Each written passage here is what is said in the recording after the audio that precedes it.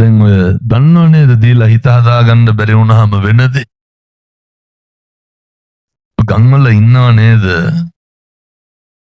අර මේ පැති වලත් ඉන්නවද අර පොළට බඩු ගන්න හැන්දෑ 6න් පස්සේ යන උදවිය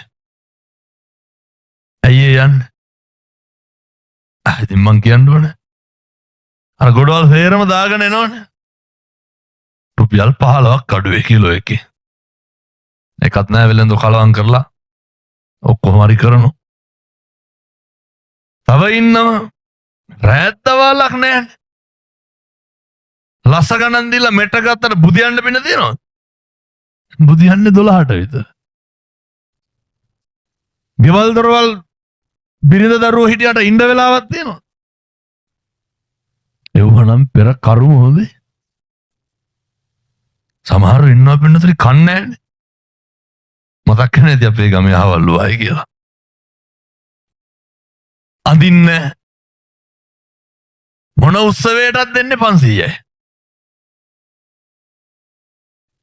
අපූර්වට තැඹිලි වැක්කිරෙනවා දාන එකටවත් ඉත්තා කපා ගන්න කියන්නේ සියල්ල තියෙනවා සමහර ඉන්නවා පින්නතුනේ ඔය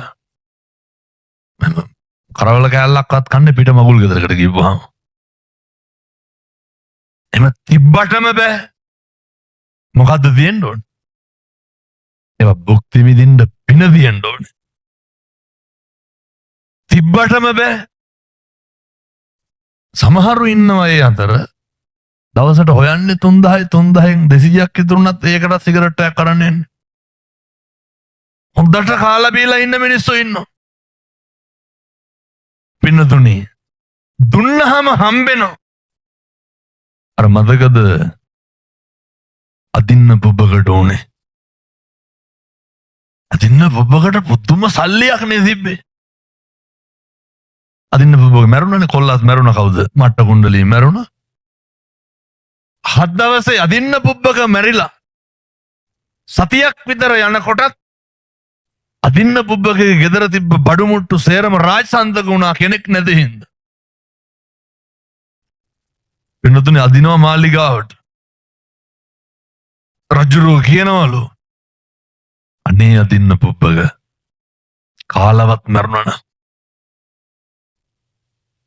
අදින්න පුබ්බකට ඕන තරම් තිබ්බා. ඇයි භුක්ති විඳින්න පින තිබ්බේ නැත්තේ? දුන්නට දීලා හිත හදාගත්තේ. ඔය පුරුදු වෙන්න ඔය මේ ඔය දීලා කියවන්න එහෙම යන්නේ. සමහර දැන් ඔය මේ පින්කම් කරනකොට තවත් බැලිය හැකි. කියනවනේ අපි මෙහෙමයි කරුවේ කියලා. ඊටතන කෛරා තේතම් පුනප්පුනන්නේ පුඤ්ඤංචේ පුරිසෝ කෛරා තේතම් පුනප්පුනං කරපු පින්කම් නැවත නැවත සිහිපත් කළ යුතුයි. හැබැයි කවදාවත් ඔය කරපුවා උචාරුවට නම් කියවන්න යන්න. අර මතකද අර කපිල මාළුවාට වෙච්ච වැඩේ. කපිල මාළුවා පින්නතුනේ බරණැස් රජුරුවන්ගේ දීවරයන්ට තමයි යහුවෙන්නේ. ඇඟ රත්තරන් පාටයි. කට පුදුම ගඳයි පණුව තියලා. රජුරුව ගාවට අරයි යනවා මාළුවා. අරන් ගියාට පස්සේ රජුරුවන්ට මේක අදාහ ගන්න බැරි හින්දා රජුරුව යවනවා මාළුවා බුදුහාමුදුරුවෝ ගාවට. තථාගතයන් වහන්සේ මද සිනහවක් පානවා. බුදුරුන්ගේ බුද්ධ රශ්මිය සුදුවන් ලෙසට විහිදෙනවා. බුදුහාමුදුරුවෝ පැහැදිලි කරනවා මේ ඉන්නේ කපිල සිටුවරයා. කපිල කියලා කියන්නේ දීපු මිනිස්සෙක්. හැබැයි ඊට වඩා කියුවා වැඩි. මේවා දෙන්න. ඔය සමහර පන්සල් වලට හාමුදුරනේ දීපුවාම ගත්ත ගොංකම කියලා හිතච්ච වෙලාවල් තියෙනවා. ඇයි ඒ? පුදුම කියවිල්ලන්නේ කියවන්නේ. වෙනදනේ කුසලයේ විතරක් භුක්ති විඳින්න. පින් ටික අනුමෝදන් වෙන්න. හැබැයි අර පුරාජේරුකම් දොඩවන්න එපා. යානිසංසයන් වලට හානියක්. පන්සල් වලට නෙමෙයි දෙබමුපියොන්ට සලකන කොටත් එහෙම තමයි. දරුවෝ දෙමව්පියන්ට කරපුවා කියන හැටි. දැන් හිතමුකෝ අම්මා මෙතනින් තරහ වෙලා වෙන තැනකට ගියා කියලා. ඒ පුදුම කියවිල්ලන්නේ කියවන්නේ. මේ අවුරුදු 25කට විතර කලින් කුරුණෑගල ස්පිරිතාල නවත්තගෙන බෙහෙත් දීලා දෙන්නේ. උණ හැදිලා උන් දගාව ළඟ ඉඳලා. මොකක් හරි වුණාම අදටත් මොකද්ද කියන්නේ? එදා ඉඳන් ළඟ හිටියේ මම කියලා. ඒ කියවන එක නවත්ත ගන්න. වෙන්න ඕන කරන යුතුයකම් ටික හොඳට කරන්න. දීලා කරලා. සමහරු කියනෝ නේද ඔය කියන්නේ අපි ඒ කාලේ වුන්ට මෙහෙමයි කරුවේ කියලා කියනෝ නේද? ගොඩක්ව පවුල් වල තමයි තියෙන්නේ. ඒ කාලේ අපේ ගෙවල් වලින් කෑවේ, ඒ කාලේ අපේ ගෙවල් වල හිටියේ, ඒ කාලේ අපේ ගෙවල් වල බුදියෑ. කියලා අන්තිමේට මොකක් හරි එකක් කියනවා. ඒ නිසා මතක තියාගන්න. ඔය දීලා කරලා හරියට සතුටු වෙන්න බලන්න. හිතවල පිනායාමක් ප්‍රීතියක් තියෙන්න ඕනේ. කවදත් අපි කරපු හදියා බලලා නිහතමානීව සතුටු වෙන්න පුළුවන්කම තියෙන්න ඕනේ. ඔය අදින්න පුබ්බක පින්නතුනේ ඔය එක ආත්මික බිරිඳත් එක්ක ඉන්නකොට හාමුදුරු කෙනෙක් පිණ්ඩපාත දෙනවා. කවදාවත් ආවට දුන්නේ නැහැ. අර මේ පැතිවල ගෙවල් වලට එනවා දා ඉල්ල ගන්න. ඔය කුළු එක එක වරන් එනවනේ. ඒ මිනිස්සුත් ආය ආපුවාම යන්නේ නැහනේ. බිරිහන් දෙනවනේ නෝනා කියලා.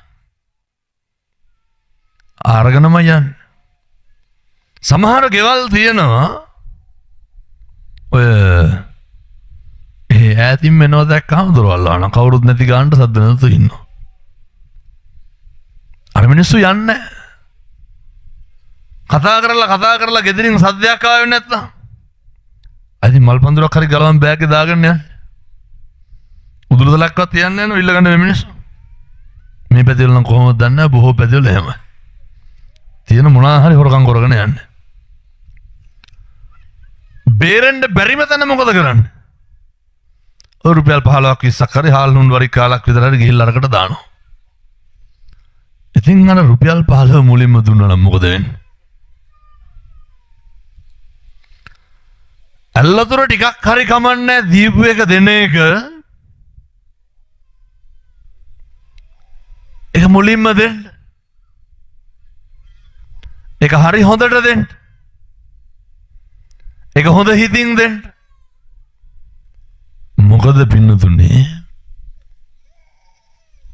ඔය පොඩි එකා කෑ ගහන මැජික් එකක් කරගන්න නැහැ හොඳේ. සමහර පොඩි උන් කෑ ගහනකොට බලලා ජීවිතේටවත් දැකලා නැහැ වයි පොඩි උන් කෑ ගහනවා. පොඩි උන් කෑ ගහන දුන්නා කරන්න. මොකක් හරි පින්කමක් කරනකොට කටයුත්තක් කරනකොට අර මම මුලින්ම පැහැදිලි කරේ අර පූර්ව චේතනා මුංචන චේතනා හරියට බලපානවා පින්නතුනේ. දෙන්න කලිනුත් දෙනකොටත් හිත හරි හොඳට හිත හරි පිළිවෙලට සකස් කරගන්න. අදින්න පුබ්බකගේ ගෙදරට ආපු ඒ හාමුදුරුවන්ට කවදාවත් නොදුන්නට එක දවසක් අදින්න පුබ්බකට හිතුණා එළියට බහිනකොටම හාමුදුරුවෝ පිණ්ඩපාතේ ඇවිල්ලා. අදින්න පුබ්බක කියනවා බිරිඳට මේ මොනා හරි උයලා දෙන්න. ඔය වචනේ හොඳට මතක තියාගන්න. කිව්වේ මොකද්ද? මොනා හරි උයලා දෙන්න.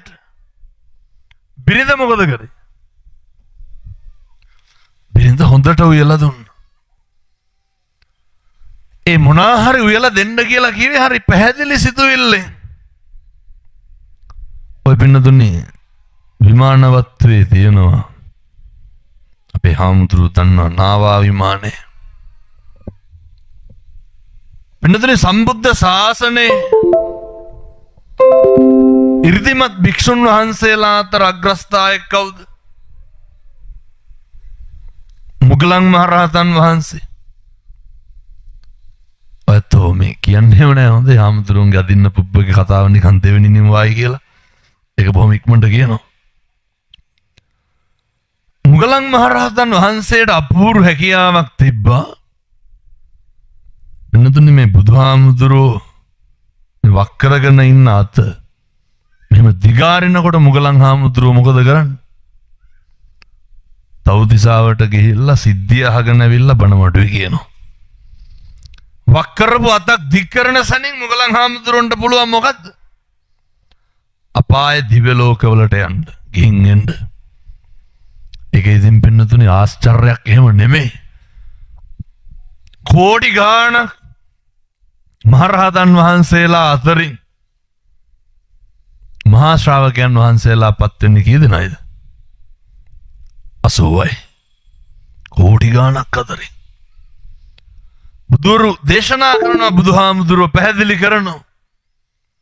යශෝදරා දේවියට කියන්නේ පින්නත් යශෝදරාවෙනි මහා සව්වෝ කල්ප මහා ශ්‍රාවකයන් වහන්සේලා කල්ප ලක්ෂයක් පෙරම් පුරදී මුගලන් මහරහතන් වහන්සේ 이르දිමත් භාවය ලබා ගන්න 이르දිමත් භික්ෂුන් වහන්සේලා අතර අගතනතුරු ලබා ගන්න කල්ප ලක්ෂයක් පෙරම් පුරලා තියෙනවා. පින්නත් අග්ග ශ්‍රාවක තනතුරක් ලබා ගන්න කොච්චර කාලයක් පෙරම් පුරන්න ඕනද? එතනම බුදුහාමුදුරුව පැහැදිලි කරනවා. අග්ග ශ්‍රාවකයන් වහන්සේලා අසංඛේය වූ කල්ප ලක්ෂයක් පෙරම් පුරලා තියෙන්න ඕන. උන්වහන්සේගේ ඉරිදිමත් භාවය හරි විශිෂ්ටයි නිපින්නතුනේ. මුගලන් මහරහතන් වහන්සේ එලෙස දිව්‍ය ලෝකේ වඩිනකොට එක දෙව්දුවක් ඉන්නවා පැම්පකුණු විමාන පිටින් පහළ වෙලා. පින්නතුනේ මණික් පර්වත වලින් ඇදහැලෙන වතුර පරිවාර සම්පත්තිය එමටයි. අහනවා මොකක්ද ඔය කරපු පින්කම ඔච්චරම ලැබෙන්න? මුගලන් මහරහතන් වහන්සේට දෙව්දුව කියනවා මම මේවා කියනවා හැබැයි ගිහින් මිනිස්සුන්ට කියන්න ඕන. මොකද්ද කරලා තියෙන්නේ? භාග්‍යවතුන් වහන්සේ වඩිනකොට එක්තරා බමුණු ගමක බමුණෝ කියනවා ගෞතමයන් එනවා දන් හැන්දක්වත් දෙන්න එපා. බමුණෝ කියනවා ලිං වලට වස දානවා. ගෞතමයා එනවා වතුර ටිකක්වත් දෙන්න එපා. පින්නතුනේ පැම් පොදක් දෝතට වතුර ටිකක් අරගෙන ගිහිල්ලා මරණ තරජන මැද්දේ පින්නත් භික්ෂුන් වහන්සේ නමකට පැම් පූජා කරනවා. වතුර දෝතක් අරගෙන ගිහිල්ලා දුන්නා ඔච්චරයි. බමුණු මරණෝ ඔච්චරයි කරපු පින්කම. පීඨ විමානේ හාමුදුරුවෝ පාරේ වඩිනකොට දෙන්න දෙයක් තිබ්බේ නැහැ. පුටු අරගෙන ඇවිල්ලා දීලා ගියෝ ටිකක් ඉඳගෙන ඉඳලා යන්න කියලා. දැන් පැහැදිලිද මේ දෙන දේද වටිනාකම තියෙන්නේ අපේ සිතුවිලි වල තියෙන පවිත්‍රත්වයේද වැදගත් වෙන්නේ. හිත හරි හොඳට තියෙන්න ඕනේ. ඒ දෙනකොට හිතේ බොහොම හොඳ ගෞරවයක් තියෙන්න ඕනේ. යාළුවෙකුට මිත්‍රයෙකුට උදව් කරනකොටත් එහෙමයි. ඇල්ලතුර ටිකක්වත් බලාපොරොත්තු නම් වෙන්න එපා මිනිස්සුන්ට දීලා. ඔය මේ බණ කියලත් එහෙමයි. කවදාවත් කිසිම දෙයකින් කෙනෙකුගෙන් අර හොඳක් අහන්න කියලා හිතාගෙන නම් මොකොත් කරන්න එපා. හේතුව දැන් ඔය මං සාමාන්‍යයෙන් ඔය Facebook එහෙම යනවා හරි අඩුයි. මට කියනවා හරියට බයිනවලු මට මේ දවස්වල. හරියට මඩ ගහනවලු. මම කල්පනා කරන වෙලාවට මට මේ නිදා ගන්න බොහොම අඩු වෙලාවක් තියෙනකොට මේ වෙන වැඩ නැද්ද මිනිස්සුන්ට? ඒක ජීවිතේ පුරුදු වෙන්න. මං අර වේදේශිකායේ කතන්දරේ කියලාම ඉන්නවා. අපේ හාමුදුරුවෝ දන්නවා අර වෙනදට මේ කල්යාණ කීර්ති ഘോഷාවක් පැතිරෙච්ච වේදේශිකා ගෘහපතිනියක් හිටියා. පැත්තම හිතාගෙන හිටියේ වේදේශිකාට කේන්තියක් නැහැ, හරි කරුණාවන්තයි, හරි හොඳයි. වේදේශිකාව ගාව වැඩ කෙරුවා 16ක්. 16ගේ නම කාලි. කාලි නිකන් ඉන්නකොට කල්පනා කරා මේ ස්වාමි දියණිය ගැන හැමතැනම හොඳ කියනවා. ඇත්තටම කේන්තියක් නැතුවද නැත්තම් බොරුවක්ද කරන්නේ? කාලිට කල්පනා වුණා මේ කේන්තියන්ට හේතුවක් නැහැනේ. ගෙදර වැඩ කාලි හොඳටම කරනවා. පැත්ත පුළුවන් නම් බලන්න මේ වගේ වල වලට ගිහිල්ලා. ඔය කරන්නේ මේ ගුටි කන්න වෙනවද? කාලි දවසක් පින්නතුනේ දවල් වෙලා නැගිට්ටා. දැන් ඔන්න ටිකක් වේදේශිකාගේ ඇහි බැම ඉස්සුණා. අන මොකද නැගිට්ට දවල් වෙලා? කියනවා ඊට පස්සේ නෑ නිකන්. දෙවෙනි දවසේ දවල් වුණා. වේදේශිකාට ටිකක් කේන්ති ගියා. දැන් පැහැදිලිද වෙන්නේ මොකද්ද? කවුරුත් හොඳයි හොඳට ඉන්නකම්. බොහොම ටිකක් මේකෙන් එහා මෙහා වුණාම මොකද වෙන්නේ? මිනිස්සුන්ගේ සැබෑ ගති ඉස්මතු වෙන්නේ මොකක් හරි වෙනස්කමක් තියෙන්න ඕනේ. අපෙන් ලැබෙනකම්, අපි දෙනකම්, අපි කරනකම්, අපි හොඳට ඉන්නකම් කිසි වරද්දක් නැහැ. හොඳටම හොඳයි. පොඩි හරි අඩුපාඩුවක් වුණොත් මොකද වෙන්නේ? ඒක නිකන් වේදේශිකාව වගේ වෙනවා. තුන්වෙනි දවසෙත් කාලි පරක්කු වෙලා නැගිටින්නේ. පින්නතුනේ වේදේශිකාට හොඳටම කේන්ති ගියානේ. අර කියන්නේ ආමතුරුනේ අග්ගල සූචින් ගහෙත්වා සී සම්පාරි. ගත්ත දොර පොල්ල ඇදලා ගැහුවා කාලිගේ ඔළුවට. කාලිගේ ඔළුවේ පැල්ලලේ වැක්කිරෙනවා. වැක්කිරි කාලි පාරවල් ගානේ දුව කියනවා මොකද්ද? මේ පින්නත් වේදේශිකාවේ කරුණාවන්තකම මට ගැහුවා ඔළුව පැලුවා කියලා. ජීවිතේ ඇත්තටම අපිට ඔය මොකද්ද වෙන්නේ? මේක බොහොම ශනිකව වෙනස් වෙන්නේ. අර ලස්සනට හිටපු වේදේශිකාව. හරි කරුණාවන්තව හිටියනේ. කාලි පරක් වෙලා නැගිට්ට විතරයි වේදේශිකාට මොකද වුනේ? බොහොම ඉක්මනට කේන්ති ගත්තා. මෝලිපග්ගුණ හාමුදුරුවන්ට තකචූපම සූත්‍රය මොකද්ද කියන්නේ? මෝලිපග්ගුණ හාමුදුරුවෝ ටිකක් භික්ෂුණීන් වහන්සේලාට ලෙන්ගතුයි.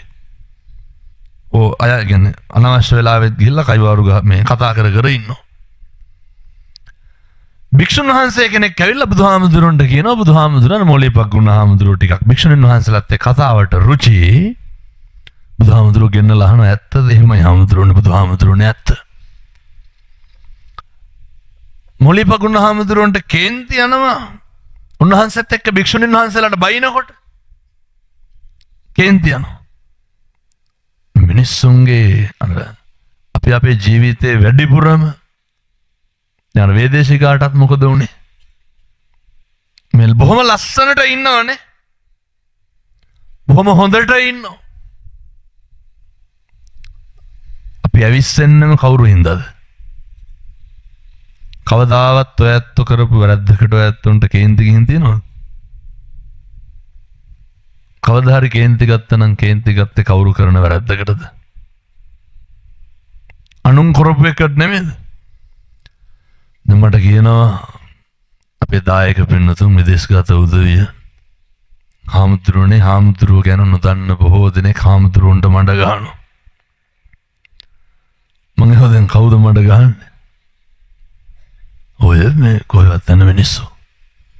මම මොකටද කුලප්පු වෙන්නේ? මම මොකටද කලබල වෙන්නේ? පින්නතුනේ මෙව්ව නම් හැදුනේ බණ කියලාමද කොහෙද? ගානක්වත් නැහැනේ.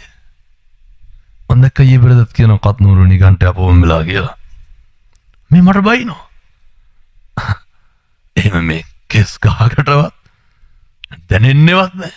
හේතුව අපි පින්නතුනේ ශාක්‍ය පුත්‍රයෝ. බුදුහාමුදුරුවන්ගේ ශ්‍රාවකයෝ. භික්ෂුන් වහන්සේලා එහෙම කම්පා වෙනවද? භික්ෂුන් වහන්සේලා එහෙම කම්පා වෙන්නේ නැහැ. එහෙම ගහන පොල් කොම්බ දිහා බලන්නෙත් නැහැ. ටිකක් බලනවා ටිකක් වැදගත් යමකින් ගහලා තිබ්බා. ටිකක් වැදගත් මිනිස්සෙක් යමක් කියලා තිබ්බොත් ඒක ටිකක් බලනවා. ඒ හින්දා ඔය අයාලේ ගහගෙන යන්නේ වට එල්ලෙන්න නරකයි. පුරුදු වෙන්න ඔය ජීවිතේ එලෙසම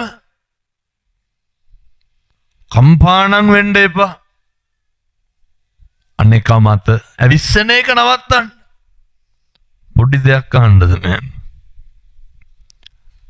මම මේ තරුණ මහත්තුරුත් ගොඩක් ඇවිල්ලා ඇති මේ තරුණයෝන්ගෙන් අහන්නේ. ඔය කටෙන් කවදා හරි කුණුහරුපයක් කිව්වනම් කිව්වේ ඔයත් කාටද කුණුහරුපෙන් බැලලා තියෙන්නේ මේ වෙනකොට? කවදාවත් අපි අපිට කුණුහරුපෙන් බැල ගන්නවද?